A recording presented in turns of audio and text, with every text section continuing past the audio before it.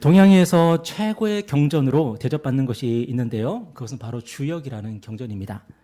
이 주역에는 덕미이위존이라는 말이 나오는데 무슨 뜻이냐면 덕은, 인격은 미미한데 지위는 높다 하는 뜻입니다. 이 덕이나 인격 그리고 능력은 미미한데 지위가 높은 사람은 어떻게 될까요? 이 주역에서 보면은 이런 사람은 나중에 가서 화를 입게 된다는 겁니다.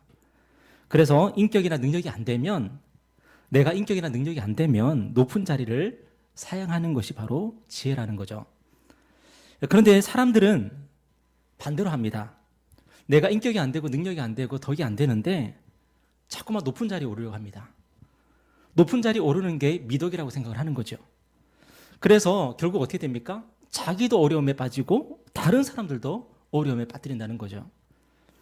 대표적인 예가 아담과 하와 아닙니까? 우리 조상 아담과 하와가 화를 입게 된 이유가 무엇입니까? 그들이 하나님의 형상대로 지음을 받았는데 그런데 하나님의 형상대로 지음받았다는 것은 대단한 것입니다. 이 세상 어떤 피조물도 하나님의 형상대로 지음받지 못했습니다. 오직 아담과 하와만 하나님의 형상대로 지음을 받았고 피조물이 아담과 하와의 통치와 다스림을 받게 되어 있었습니다. 그런데 하나님의 형상대로 지음받았지만 아담과 하와는 누굽니까? 피조물이죠. 창조주가 아니라 피조물입니다. 스스로 어떤 것도 만들어낼 수 없는 그런 피조물에 불과합니다. 그런데 그들이 뱀의 속임수에 빠져서 어떻게 됩니까? 선악과를 먹고 그들이 선악과를 먹은 동기가 뭐죠? 하나님처럼 될 수 있다는 말에 속은 겁니다. 그 지위에 만족하지 말고 하나님처럼 될 수 있으니까 하나님처럼 돼봐라. 야, 사자, 코끼리 온갖 피조 세계가 너희들에게 복종하지 않냐? 너도 하나님처럼 될 수 있는 거야. 그야말로 덕미이위존의 전형이죠. 결국 그들의 어리석음으로 인해서 우리 인류가 저주 아래 놓이게 되었습니다. 여러분, 오늘도 악한 마귀는 우리를 속여서 덕미이위존하게 만듭니다. 여러분, 대표적인 게 뭔지 아십니까? 우리의 삶의 구원자를 우리가 스스로 자처하고 나서는 거예요. 내가 열심히 하고 내가 노력하고 내가 공부 좀 많이 하고 내가 인간관계를 넓히면 내 삶이 나아질 수 있겠지. 내가 내 삶을 구원할 수 있겠지라고 스스로 생각하며 착각에 빠져 살아가는 것입니다. 하나님께 은혜를 구하지 않고 하나님께 기도하지 않고 내가 어떻게든 해보려고 발버둥 치는 거죠. 여러분, 그래서 우리가 싸워야 될 가장 중요한 싸움이 있는데 그게 뭐냐면 겸손의 싸움입니다. 여러분, 우리가 겸손의 싸움에서 승리하는 비결이 뭐냐? 그리스도를 기억하는 것밖에 없고요. 그리스도의 말씀을 가까이 하는 것밖에 없고요. 우리 하나님 앞에 무릎을 꿇는 것밖에 다른 방법이 없습니다.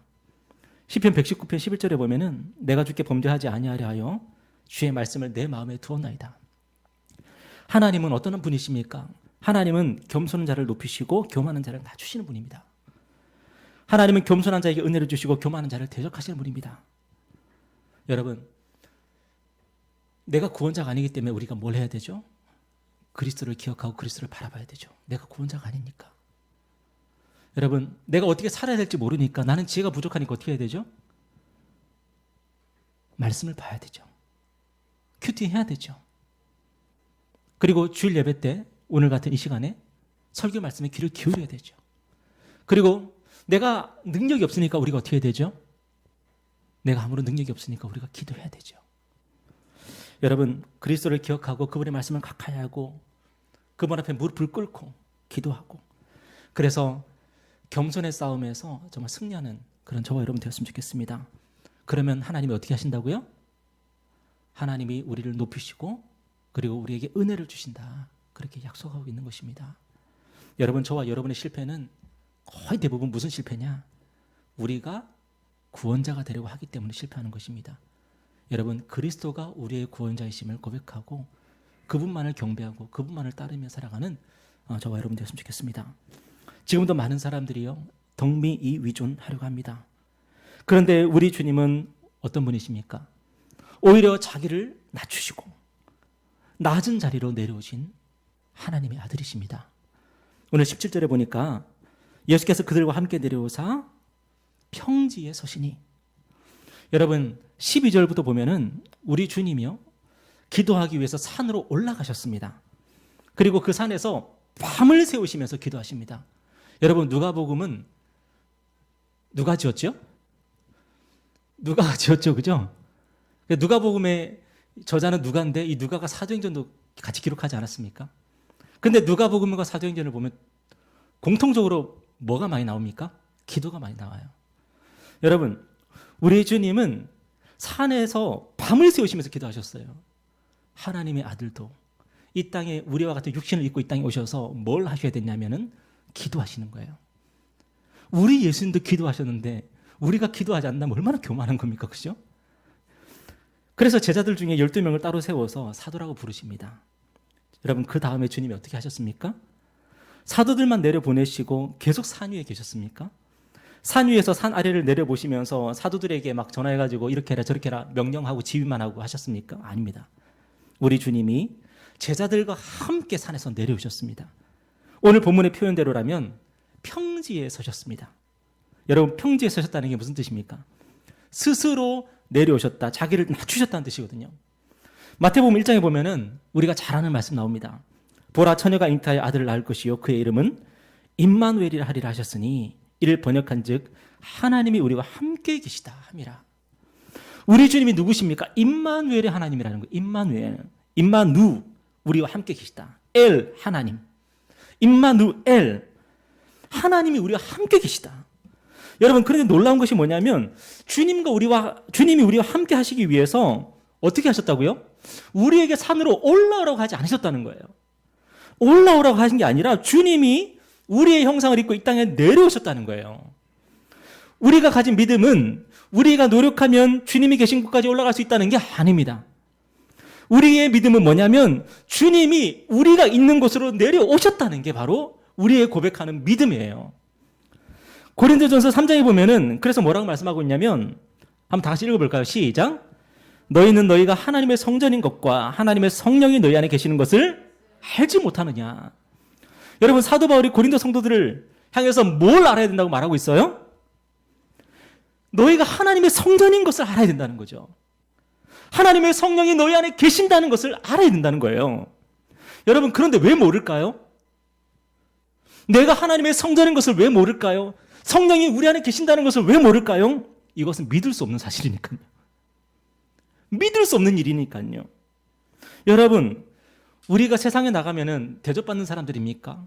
별 볼 일 있는 사람들입니까? 세상에서도 별 볼 일 없는 사람들 아닙니까? 그런데 성령이 우리 가운데 계시고 우리가 하나님의 성전이라니, 여러분, 성경을 읽으면서도 우리는 못 믿어요. 아무리 설교 말씀으로 이 말씀을 많이 들어도 진짜 이 말씀 잘 못 믿어요. 내 안에 하나님의 성령이 계시고 내가 하나님의 성전이시고 하나님이 내 안에 계시는 것을 기뻐하시고 즐거워하신다니 아무도 못 믿습니다. 그래서 고린도 성도들은 어떻게 살아요? 내가 성전인 걸 모르니까, 하나님의 성령이 내 안에 계시는 걸 모르니까 어떻게 살아요? 마음대로 사는 거죠. 방종하며 사는 거죠. 죄짓고 사는 거죠. 왜요? 하나님의 성령이 내 안에 계신다는 것을 감히 믿는다면 어떻게 죄를 지어요? 내가 하나님의 성전이라는 걸 안다면 우리가 어떻게 마음대로 살아요? 여러분, 오늘 우리가 붙들어야 될 믿음이 무엇입니까? 주님이 우리를 찾아와 주셨다는 거예요. 주님이 우리 인생 가운데 들어와 주셨다는 거예요. 주님은 그분의 보혈로 우리를 깨끗하게 하시고 그 다음에 우리를 어떻게 하신 거예요? 우리 죄를 용서하신 다음에 뭐 하신 거예요? 끝난 겁니까 지금? 내가 예수 믿었으니까 이제는 내 죄 용서받았고 나 천국 가면 끝난 겁니까? 아니라는 거예요. 성령이 우리 가운데 오셨다는 거예요. 우리가 성전이 되었다는 거예요. 우리가 천국 가는 그날까지 우리는 무엇으로 이 땅에서 살아갑니까? 하나님의 성전으로서 살아가는 거예요. 그래서 성경은 우리에게, 우리가 거룩하기 때문에, 우리 안에 하나님이 계시기 때문에, 우리가 성전이기 때문에 그에 합당한 삶을 살아야 된다, 이렇게 말씀하고 있는 것입니다. 여러분, 오늘 저와 여러분의 인생이 괴롭고 힘들어지고 어려워지는 이유가 뭡니까? 하나님이 우리를 힘들게 하는 게 아니라 우리가 스스로를 힘들고 어렵게 만들고 있는 거예요. 왜? 우리가 성전이거든요. 근데 우리가 성전답게 살지 않으니까 힘든 거고요.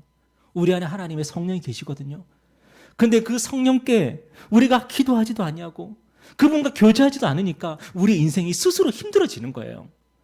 여러분, 우리가 누군지 똑바로 알고 그에 합당하게 살아가면 하나님께서 우리에게 약속하신 은혜와 복이 풍성하게 우리 앞에 펼쳐지는 거죠.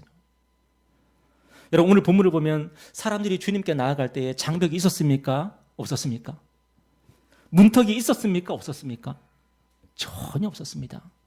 오늘 19절에 보니까 한번 읽어볼까요? 시작.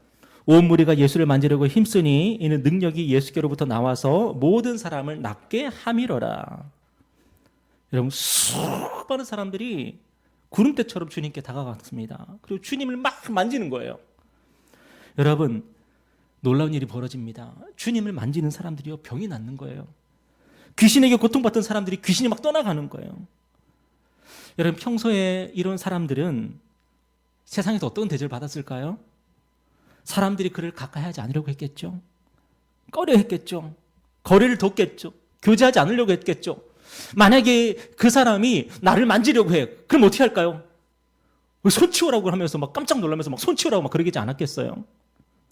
여러분 그런데 오늘 본문의 병자들과 귀신 들린 자들은 우리 주님께 나아가기를 주저하지 않습니다. 주님을 만지기를 주저하지 않습니다. 왜 그랬을까요? 우리 주님이 싫은 티를 안 내셨으니까. 우리 주님이 그들을 환영해 주셨으니까. 그들은요 우리 주님에게서 어떤 차별이나 우월감이나 교만이나 그런 것들을 조금도 느끼지를 못했어요. 왜냐? 우리 주님이 우리를 찾아오신 거니까요. 우리 주님이 우리를 만나러 오신 거니까. 우리 주님이 우리를 섬기러 오신 거니까. 여러분 마가복음 10장에 보면은 우리가 잘 아는 말씀 있지 않습니까? 우리 다 같이 한번 읽어볼까요? 시작. 인자가 온 것은 섬김을 받으려 함이 아니라 도리어 섬기려 하고 자기 목숨을 많은 사람들의 대속물로 주려 함이니라. 여러분 사람들이 막 그렇게 몰려들어서 예수님 만지고 막 그러는데도 예수님께서 그걸 꾸짖지 아니하시고 사람들이 예수를 만져도 예수님은 그대로 자기 몸을 그냥 대주고 계시는 거예요. 왜 그렇습니까? 우리 주님은 섬김을 받으려고 오신 게 아니라 섬기러 오셨으니까. 우리 주님은 우리에게 너희들 생명 나한테 바쳐, 너희들 재산 나한테 바쳐 받으려고 오신 게 아니라 우리 주님은 자신의 모든 것을 우리에게 내어주시려고 오셨기 때문이에요. 마가복음 5장을 보면은 12년 동안 혈루증으로 고통받던 여인 이야기가 나오지 않습니까? 여러분 혈루증은 뭐냐면 오늘날의 그 자궁출혈 같은 그 부인병의 일종입니다.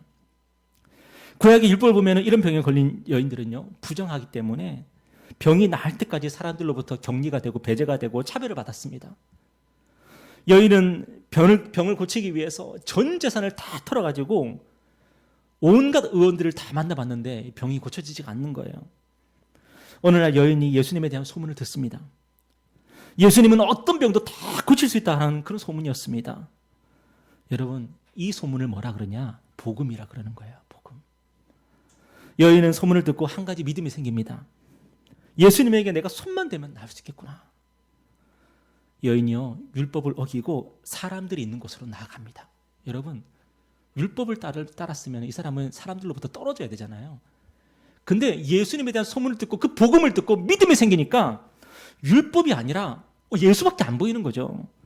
여러분 예수님께 나아갑니다.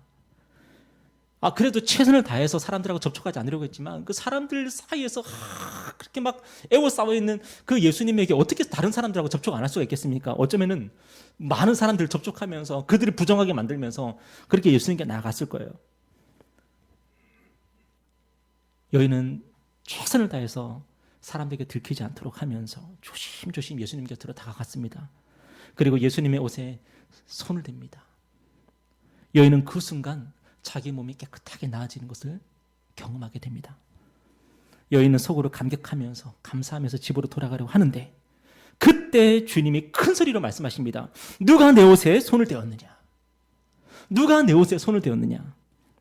여러분 제자들이 지금 황당한 게 뭐냐면 주님 지금 사방에서 지금 사람들이 밀치고 난리인데 누가 내 옷에 손을 대었냐고 물으시면 어떻게 합니까? 그리고 우리가 어떻게 찾습니까? 여러분 이때 지금 예수님한테 손을 댄 사람이 많았다는 거예요? 적었다는 거예요? 지금 사람들이 예수님 밀치고 예수님 손 대고 난리치는 거예요 지금. 그러니까 누가 내 옷에 손을 대었느냐? 어떻게 찾습니까? 그런데 예수님이요 포기하지 않으시고 계속 주위를 둘러보시면서 예수님에게 손댄 자를 찾으십니다. 여인이 두려워지고 떨면서 주님 앞에 엎드려서 모든 일을 설명합니다. 제가 이런 여인인데 근데 제가 예수님 만나고 싶어서 여기 왔고 그리고 예수님 옷에 제가 사실은 손을 대었습니다. 그런데 놀랍도록 제 병이 나았습니다. 그때 우리 주님 뭐라고 말씀하세요? 마가복음 5장 34절에 보니까 딸아 내 믿음이 너를 구원하였으니 평안히 가라. 내 병에서 놓여 건강할지어다. 여러분, 믿음으로 주님께 나아가 믿음의 손으로 주님을 만지는 자마다 죄에서 노임을 받습니다. 오늘도 우리 교회뿐만 아니라 한국에 있는 거의 모든 교회들이 다 예배를 드리고 있습니다. 그런데 믿음으로 하나님께 나아가는 자들마다 구원을 받습니다. 예배 자리로 나와 있는 게 아니라 또 인터넷을 통해서 보고 있는 게 아니라 정말 믿음으로 그리스도를 바라보는 자들마다 믿음으로 그리스도께 손을 내미는 자들마다 구원을 받습니다. 그 믿음의 사람이 저와 여러분 되었으면 좋겠어요. 예수님 때문에 우리는 죄로부터 자유케 되고 죄로 인해서 깨졌던 하나님과의 관계가 회복이 되는 것입니다. 우리가 하나님의 성전이 되고 하나님의 성령이 우리 안에 거하시는 것입니다. 우리의 삶이 그럼 뭐가 되겠어요? 예배가 되는 거죠. 예배가 되는 거죠. 여러분 성전에서 뭐 합니까? 예배 드리잖아요. 우리가 성전이면 우리가 뭐 하는 거예요? 우리가 매일매일 하나님을 예배하는 거예요. 주방에서 예배하고 거실에서도 예배하고 학교에 가서 예배하고 직장에 출근해서 예배하고 교회 나와서 예배하고 우리가 성전이기 때문에 우리가 하는 그 모든 일이 하나님에 대한 예배가 되는 거예요. 그리고 우리의 기도를 하나님이 들으실까요? 안 들으실까요? 이스라엘 백성들은 하나님께 어떻게든 가까이 나아가기 위해서 어떻게든 자기의 기도를 하나님이 들으시게 하기 위해서 그들은 저 멀리서라도 예루살렘 성전으로 나와서 하나님을 예배하고 기도했거든요. 그런데 이게 웬 말입니까? 저와 여러분이 성전이에요. 저와 여러분이 성전이라면 우리의 작은 신음에도 하나님이 어떻게 하십니까? 응답하시는 거죠. 왜? 우리가 성전이니까요. 그런데 오늘 본문에서 주님은 그렇게 주님께 나오는 자들을 보시면서 이렇게 말씀하십니다. 우리 20절, 21절 한번 볼까요? 제가 20절, 여러분 21절 읽겠습니다. 예수께서 눈을 들어 제자들을 보시고 이르시되 너희 가난한 자는 복이 있나니 하나님의 나라가 너희 것이며 지금 줄인 자는 복이 있나니 너희가 배부름을 얻을 것이며 지금 우는 자는 복이 있나니 너희가 웃을 것이며. 여러분 주님은 가난한 자, 줄인 자, 우는 자들에게 뭐가 있다고 말씀하세요? 복이 있다고 말씀하시는 거예요. 여러분 이 광경을 한번 상상해 보세요. 사람들이 막 예수님께 나오고 어떻게든 예수님 만지려고 막 그러고 근데 그 사람들 한 사람 한 사람 몇 면을 보면 어떤 사람들이에요? 정상인인 사람이 없어. 여러분 웬만큼 그냥 뭐 종기 났다 그래서 예수님한테 그렇게 막 나와서 예수님 만지려고 막 그럴까요? 막 감기 좀 걸렸다고 해서 예수님 만나려고 막 저 멀리 고을에서 막 여기까지 쫓아와가지고 예수님 막 이럴까요? 그들이 이 정도로 열성이고 극성인 건요 분명히 그들의 병이 아주 중한 병이었다는 거죠. 게다가 그런 사람들만 있습니까? 막 귀신 들리는 사람들, 막 미친 사람들 와가지고 막 예수님 막 어떻게든 만지려고 하고. 여러분, 그런데 우리 주님이 그런 사람들 보시면서 뭐라고 말씀하셨다고요? 복이 있다고 말씀하셨어요. 복이 있다고. 가난한 사람들, 줄인 사람들, 우는 사람들. 사람들이 볼 때 그들은 불쌍한 인생이잖아요. 저주받은 인생이고 흑수저 인생이잖아요. 우리가 농담처럼 하는 것처럼 이 생에서 우리 인생 망한 것 같다고. 망한 인생인들이잖아요. 그런데 예수님은 그들을 보시면서 너희들에게 복이 있다 그러시는 거예요. 왜 그래요? 그들이 불행하기 때문에, 그들이 저주받았기 때문에, 그들이 흑수저기 때문에, 그들이 이 생에서는 망한 인생인 것 같기 때문에 그들이 누구한테 왔어요 지금? 그래서 예수님께 왔기 때문이에요. 그래서 예수님께 온 거예요. 여러분 결국 우리 주님은 우리가 복된 인생인지 망한 인생인지 무엇으로 지금 구분하고 계시는 겁니까?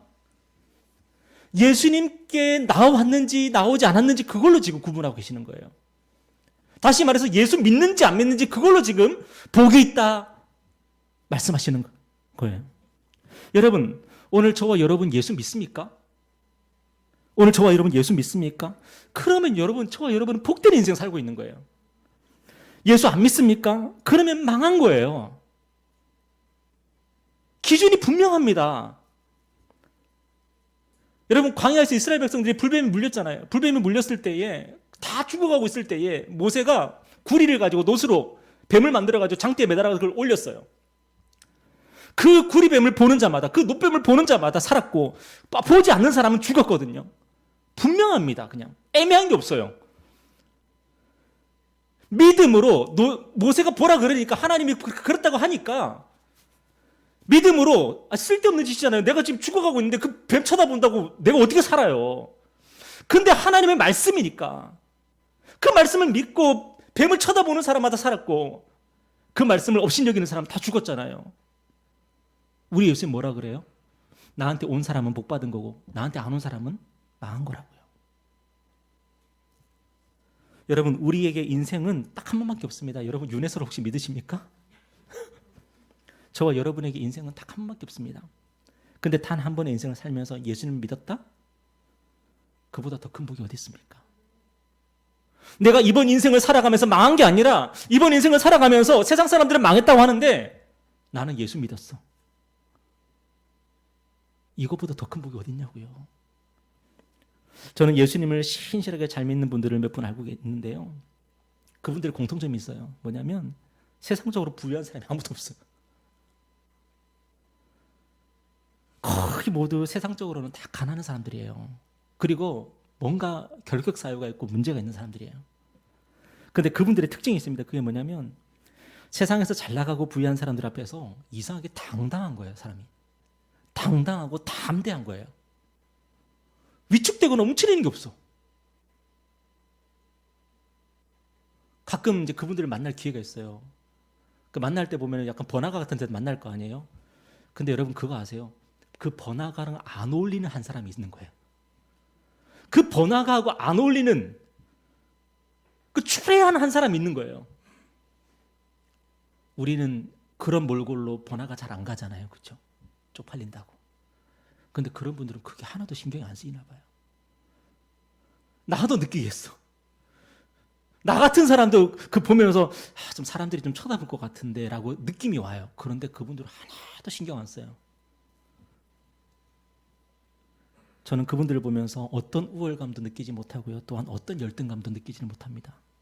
왜 그럴까요? 그분들의 기준이 명확해요. 그분들의 기준이 뭐냐면 예수님이에요. 예수님.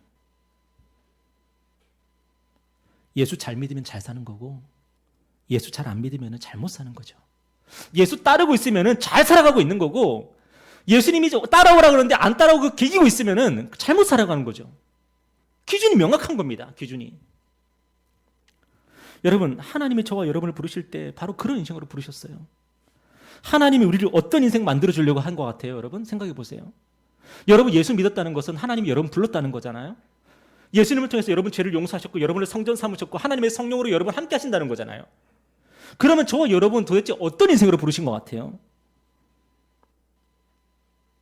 예수님 만났다고 자랑하는 인생, 예수님을 만져봤다고 자랑하는 인생, 예수님 때문에 감격하는 인생, 예수님 때문에 어떤 죄와 어떤 죽음 앞에서도 담대한 인생, 우리를 그런 인생으로 부르신 것 같지 않습니까? 혹시 하나님이 여러분한테 10,000원짜리라도 한 장 더 쥐어주려고 부르신 것 같아요? 하나님이 여러분한테 이 세상에 부귀영화 얹어주려고 여러분 부르신 것 같아요? 설마 그렇게 예수 믿으시는 분 안 계시죠?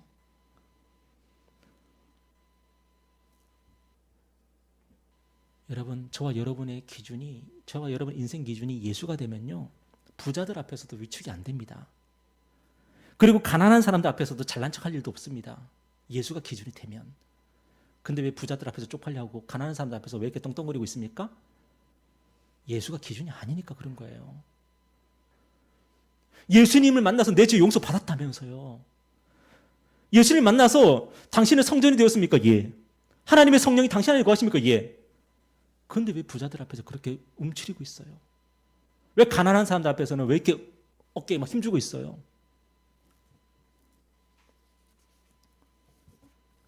야고보서 2장에 보면은 내 사랑하는 형제들아 들을지어다. 잘 들어보세요. 하나님이 세상에서 가난한 자를 택하사 믿음에 부여하게 하시고 뭐에 부여하게 하시고 또 자기를 사랑하는 자들에게 약속하신 나라를 상속으로 받게 하지 아니하셨느냐. 너희는 도리어 가난한 자를 업신 여겼도다. 여러분 오늘 이 본문에 나오지 않지만 이 사람들이 가난한 자를 업신 여겼잖아요. 근데 부자들 앞에서는 어떻게 했는 줄 아십니까? 예배를 드리고 있는데 부자들이 들어오잖아요. 그러면 갑자기 자리를 내줍니다. 여기 앉으시라고. 이거 오셨습니까? 이러면서. 뭐예요? 가난한 자를 업신 여기고 부자들 앞에서 비굴해지는 거죠. 왜 그렇습니까? 예수가 기준이 아니니까. 예수가 기준이 아니니까. 여러분 왜 교회 안에서 부자라고 대접해주고 가난한 자라고 업신 여기는 일들이 있습니까? 예수님을 그리스도라고 믿지 않는 거예요. 그러면 뭘 그리스도라고 믿는 거예요? 돈이죠, 돈. 돈이 그리스도니까 부자들 앞에서는 비굴해지고 가난한 사람들 앞에서는 갑자기 어깨에 힘을 주게 되죠. 여러분 예수님 잘 믿는 가난한 사람은 현실적으로 교회에서 장로 권사 되기 어렵습니다. 현실적으로. 예수를 잘 믿는데 가난한 사람은요. 장로 권사 되려면 뭐 해야 되는지 아십니까?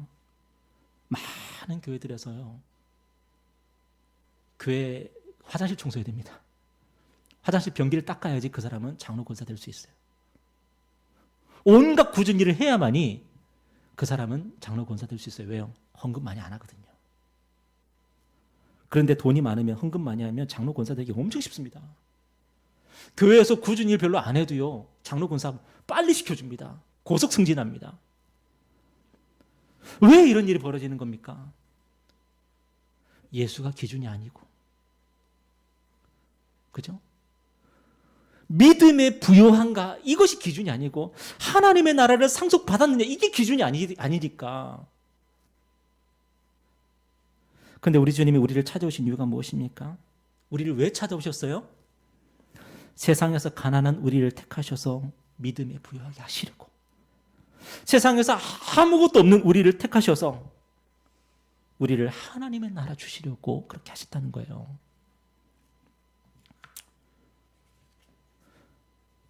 저도 태어나서 한 번도 제 집 가져본 적이 없는데 제 평생에 제 집 못 가질 수도 있어요.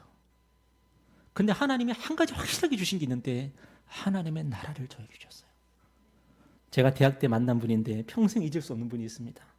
지하철 4호선에서 만난 할아버지. 그 할아버지가 제 옆자리에 앉아 계셨는데 갑자기 저한테 이렇게 말하는 거예요. 일면식도 없는 분인데 나 대학로에 건물 있는 사람이야. 여러분 그분이요 이 건물을 확실하게 그리스도라고 믿는 거예요. 그러니까 저에게 복음을 전하는 거예요. 나 대학로에 건물 있는 사람이야. 너도 건물 가져야 돼. 그런 거 아니겠어요? 여러분 기준이 확실하니까 저한테도 확실하게 얘기하더라고요. 여러분 우리는 예수 모르는 사람들한테 예수님 믿어야 됩니다라고 확신 있게 얘기할 수 있습니까? 왜 그게 머뭇거려지냐면 나도 확신이 없거든. 나도 확신이 없으니까 나도 예수님이 아직 기준이 되지 못했으니까 예수 믿어야 된다는 얘기가 잘 안 나오는 거죠. 그런데 우리 주님 저와 여러분 위해서 이 땅에 내려오셨고 저와 여러분이 예수님께 다가갈 때 예수님은 우리를 사랑스러운 눈빛으로 바라보시고 우리가 12년 동안 혈루증 걸려서 사람들로부터 다 차별받고 배제되고 우리가 사람들로부터 멸시천대 받을 때 그때 예수님은 우리를 기다리시고 우리가 예수님께 나와서 예수님께 손 내밀 때 예수님은 거절하지 않으십니다. 여러분 그런 예수님을 나의 그리스도로 삼는다는 것은 얼마나 큰 복입니까 여러분. 누가복음 12장에 보니까 그들에게 이르시되 삼가 모든 탐심을 물리치라 사람의 생명이 그 소유에 넉넉한 데 있지 아니하리라 하시고. 여러분 많은 사람들이요 신앙생활을 해도 행복하지가 않습니다. 여러분은 신앙생활 하면서 행복하십니까? 왜 행복하지 않을까요? 우리 속에 있는 탐심 때문이라는 거예요. 탐심. 우리가 탐심에 매여 있으면은 뭐가 문제가 됩니까? 예수님이 하찮아 보이게 됩니다. 내가 원하는 게 돈이야. 근데 내가 예수를 믿었는데 그 돈이 나한테 안 와. 그러면 예수님이 대단한 분이에요? 아니면 예수님을 그냥 겨우 관계만 유지하고 싶은 정도밖에 안 돼요? 겨우 관계만 유지하고 싶은 거예요. 예수 안 믿으면 지옥 가니까 나중에 어려워지니까 그래도 보험은 드러나야 되겠고. 그런데 오늘 내가 이 땅을 살아가는 데 있어서 예수님은 나한테 별 도움이 안 돼. 예수를 믿었으면은 예수님 내가 돈을 원하잖아. 예수님 내가 원하는 게 뭔지 아시잖아. 그럼 예수님 제가 당신 믿으니까 돈을 달라고요. 그럼 예수님 더 잘 믿을게요. 헌금도 더 많이 할게요. 우리는 그런 마음 아니에요? 근데 왜 그렇다는 거예요, 그게? 우리 속에 있는 탐심 때문이라는 거예요, 탐심. 우리 안에 탐심이 있으면 예수님이 시원하지가 않아. 뭔가 이렇게 예수님이 애매해. 예수님은 나에게 해줄 게 별로 없다는 걸 우리가 알게 되는 거죠. 그런데 예수님은 뭐라고 말씀하셔요? 예수님이 우리 죄의 문제를 해결했다고 말씀하셔요. 예수님이 우리를 죽음에서 건져냈다고 말씀하세요. 여러분, 이게 복음 아닙니까? 근데 여러분, 이 복음을 듣고 여러분은 감격이 되세요? 아니면은 그래서요, 목사님, 딴 거 없어요, 딴 거. 예수님이 별로 대단한 분이 아니게 됩니다. 왜요? 내가 돈을 사랑하고 세상을 사랑하면 예수님은 나에게 별로 중요한 분이 아니게 되는 거죠. 하나님께서 우리를 얼마나 사랑하시는지를 누구를 통해서 증명하셨습니까? 돈을 통해서 증명하셨습니까? 로또 복권 딱 당첨시켜준 다음에 병규야, 내가 너를 얼마나 사랑하는지 이제 알겠니? 그러셨습니까? 하나님은 우리를 얼마나 사랑하신지를 예수님 통해서 증명하셨습니다. 우리가 아직 하나님과 원수되어 있을 때에 하나님은 자기 아들을 아끼지 않고 십자가에 내어주셔서 우리를 죄에서 구원하셨습니다. 우리를 죽음에서 건져내셨습니다. 하나님은 이렇게 하나님의 사랑을 우리에게 증명하셨는데, 근데 우리는 우리 속에 탐심에 쩔어 있어가지고요. 완전 탐심 피클이야. 우리는 탐심에 쩔어 있어요. 십자가 복음을 들어도 아무런 감흥이 없고, 하나님 내 형편이 이런데 뭐 십자가 복음이 뭐가 중요합니까? 이러고 있습니다. 우리는. 그래서 하나님이 얼마나 무능한 존재로 만들어버리는지 우리가. 예수님을 우리 인생의 구원자가 아니라 교회 안에서만 구원자고, 교회 밖을 나가는 순간 예수님 다음 주에 뵙겠습니다. 그러고 우리는 예수님하고 인사하고 헤어지는 거예요. 전병규 목사하고 인사하는 그 순간 예수님하고도 같이 인사하는 거예요. 여러분, 그런데 우리 인생의 가장 큰 문제가 뭐죠? 성경은 죄의 문제라는 거예요. 죄의 문제. 죄의 문제는 우리 인생의 가장 큰 문제일 뿐만 아니라 정확하게 말하면 저와 여러분의 모든 문제가 죄의 문제입니다. 왜냐하면 우리를 향한 하나님의 모든 복과 하나님의 은혜와 하나님의 사랑을 가로막는 것은 오직 죄밖에 없기 때문이에요. 그런데 예수님이 우리 죄의 문제를 십자가에서 해결해 주셨습니다. 우리는 그리스도 안에서 하나님의 모든 복과 은혜와 사랑을 누릴 수가 있어요. 여러분, 이것을 믿으십니까? 예수님을 믿으십니까? 여러분이, 저는 이제 주일날, 토요일날 설교를 준비하다가 좀 늦게 자요. 일찍 자려고 이제 노력은 하고 있는데 어제도 한 새벽 2, 3시 이렇게 잠을 잤거든요. 근데 잠들기 전에 이제 모두가 다 이제 고요히 잠자고 있잖아요. 너무 자고 싶어요. 그런데 소파에 잠깐 앉아가지고 기도하는 거죠. 그 새벽 3시에. 하나님, 우리 교회들의 은혜를 주세요. 우리 성도들에게 은혜를 주세요. 그렇게 기도하는 거예요. 근데 여러분, 왜 그런 기도를 하고 있는 줄 아십니까? 하나님께서 저에게 단추만 딱 누르면은 열리는 문을 주셨기 때문이에요. 예수님 아닙니까? 예수님. 예수님이 우리가 하나님께 나가는 길이 되셨잖아요. 예수님의 손만 탁 터치하기만 하면은 하나님께로 가는 문이 확 열리잖아요. 근데 기도 안 하는 게 얼마나 손해예요? 하나님이 우리를 보시면서 우리 인생 가운데 가장 좋은 것이 있다면 그거 주시기를 주저하지 않으시는 분이신데, 여러분, 기도 안 하는 건 너무 손해 아닙니까? 저는 여러분에게 하루에 몇 시간 기도해야 된다 그렇게 말씀드린 적이 없습니다. 왜? 너무 율법적인 것 같아서요. 왜냐하면 하나님을 만나는 게 그렇게 어려운 게 아니거든요. 하나님께 나가는 게 그렇게 어려운 게 아니에요. 30분 기도해야 되고 1시간 기도해야 되고 3시간 기도해야지 하나님 만날 수 있는 게 그렇게 어려운 하나님 아니에요. 오히려 우리가 기도하기 전에 하나님은 먼저 뭐하고 계시는 분이십니까? 그리스도 안에서 우리에게 귀를 기울이고 계신 하나님이십니다. 그 하나님께 우리가 말하는 게 뭐가 어려워요? 1시간 동안 쫙 해야지 하나님의 잠에서 깨가지고 무슨 소리 들리는데? 그러면서 그때 쳐다보시는 하나님이십니까?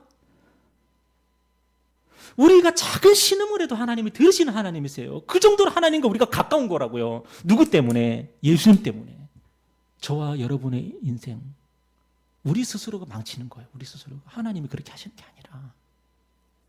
오늘 본문을 보면은 그래서요, 우리가 고난을 당해도 그것이 복일 수가 있대요. 그래서 기뻐할 수 있대요. 왜요?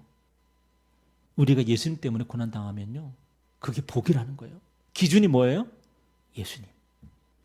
예수님이 기준이 명확하면은 예수 때문에 고난을 받으면 그것도 복으로 여길 수가 있는 거예요. 오늘 24절부터 26절에 보면은 예수님이 너희들 망했어! 그러는 사람들이 있어요. 누구예요?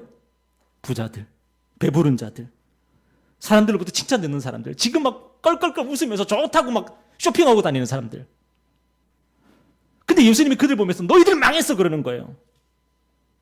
왜요?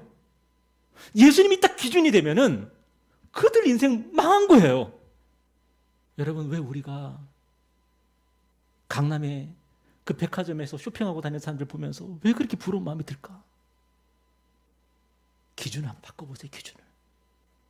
예수님을 기준으로 딱 두고 한번 봐보세요.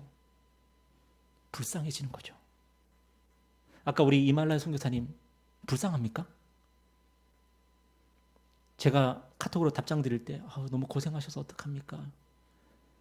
근데 속으로는 부러워요. 예수님을 기준으로 딱 놓고 보면은 이분의 인생 정말 하나님이 얼마나 많이 기억하고 계실까? 부러운 거죠. 마지막으로 사도행전 5장에 나오는 이야기를 나누고 마치겠습니다. 사도행전 5장을 보면은 종교 권력자들이 바로 그런 사람들이었어요. 그들은 부유한 사람들이고 배부른 사람들이고 웃는 사람들이고 사람들에게 찬사를 받는 사람들이요. 그 당시에 막 대제사장, 사두개인들, 바리새인들 이런 사람들이 막 지나다니면요, 사람들이 그 사람들을 보면서 이거 막 인사하고 대단한 선생님이라고 존경했단 말이에요. 반면에 사도들은 어떤 모습이었습니까? 그들은 예수 그리스도 복음 전하다가 끌려와가지고 그들 앞에서 막 신문을 당하고 막 욕먹고 수치와 멸시를 당하고 있는 그런 상황이었어요. 종교 권력자들은 사도들을 비웃으면서 더 이상 예수의 이름으로 복음 전하지 말라고 엄하게 경고하고 있습니다. 그러나 사도들이 어떻게 합니까? 우리가 너희들의 말을 듣는 게 옳으냐, 아니면 하나님의 말씀 듣는 게 옳으냐, 너희가 한번 생각해봐. 그래서 종교 권력자들의 요구를 거절합니다. 결국 사도들이 어떻게 됩니까? 종교 권력자들에게 채찍을 맞고 공회에서 쫓겨납니다. 여러분, 누가 웃어야 되고 누가 울어야 됩니까? 종교 권력자들이 웃어야 되고 사도들은 울어야 되는 상황 아닙니까? 그런데 사도들이요, 채찍을 맞고 그 다음에 어떻게 했죠?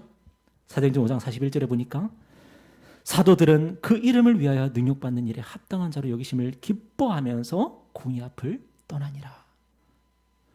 여러분, 두들겨 맞았는데 그게 왜 기뻐요? 채찍에 맞아가지고 살이 막 찢어지고 부르트고 피가 나고 있는데 그게 왜 기쁩니까? 왜냐하면 5장 42절에 보니까 그 답이 나오네요. 우리 다 같이 읽어볼까요? 시작. 그들이 날마다 성전에 있든지 집에 있든지 예수는 그리스도라고 가르치기와 전도하기를 그치지 아니하니라. 사도들이 능력을 받는데 왜 기쁩니까? 예수가 그리스도기 때문이에요. 예수가 그리스도기 때문에 그분을 위해서 채찍에 맞는 게 기쁨이 되는 거예요.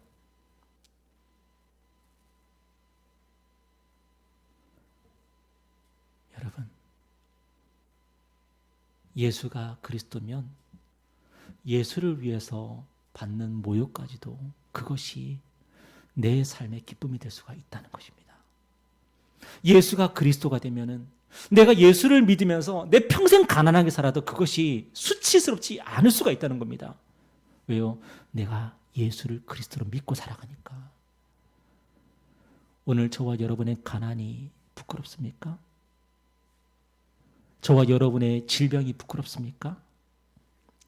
저와 여러분이 세상에서 잘 나가지 못해서 그게 부끄럽습니까? 저는 이렇게 조그만 개척교회 목사이기 때문에 그게 부끄러울까요? 예수가 그리스도가 되면 아무 문제 없습니다. 예수가 그리스도가 되면 아무 문제가 없습니다. 여러분, 예수가 저와 여러분의 기준 되기를 바라고, 예수를 기준으로 우리의 인생을 바라볼 수 있는 믿음의 눈이 열리기를 바랍니다. 그래야 할 때에 우리 인생은 새롭게 펼쳐지게 될 것입니다. 기도하겠습니다.